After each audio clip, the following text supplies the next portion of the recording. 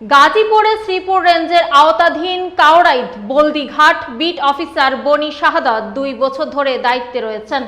সম্প্রতি সাংবাদিক সাইফুল ইসলামের সাথে ফোন আলাপে গালিগালাজের ঘটনা সামাজিক মাধ্যমে ফাঁস হলে বিতর্ক সৃষ্টি হয়। বিস্তারিত দেখুন এম এ আজিজের প্রতিবেদনে।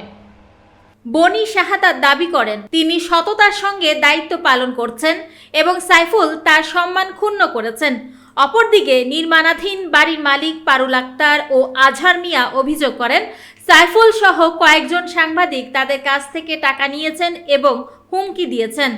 সাংবাদিক সাইফুল ইসলাম জানান, বলদিঘাট বিট অফিসারের বিরুদ্ধে একটি ভিডিও প্রকাশের পর তাকে অকথ্য ভাষায় গালিগালাজ করা হয়, যা নিয়ে তিনি থানায় অভিযোগ করেছেন। শ্রীপুর রেঞ্জের দায়িত্বে থাকা রেঞ্জ অফিসার মোখলেসুর রহমান জানান, বিষয়টি তদন্ত করে আইনানুগ ব্যবস্থা নেওয়া হবে। কি গ্রাম বলেছেন? শিমুলতলা চৌরাস্তা। একদম কাগজের জায়গা, সবকিছু কাগজপাতি আপ টু ডেট আছে, কিন্তু কেন গ্যাজেট আছে, সাইডে গ্যাজেট আছে, গ্যাজেটটা সত্ত্বে আমার ঈদের সামনে আসছে আয়ারে কিছু কিছু টাকা পয়সা দেন, নাইলে কাজ মাছ বাইকে ফেলাই দেন লোকজনের না।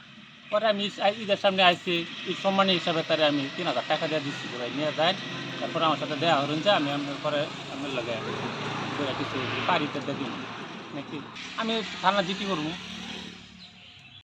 2টা মহিলা লিয়া একটা পুরুষ লিয়া সাংবাদিক, পরে 6000 টাকা দিছি। পরবর্তী আবার আইসে তারা আমি আরো 2000 টাকা দিছি, আমি 8000 টাকা তারে দিছি।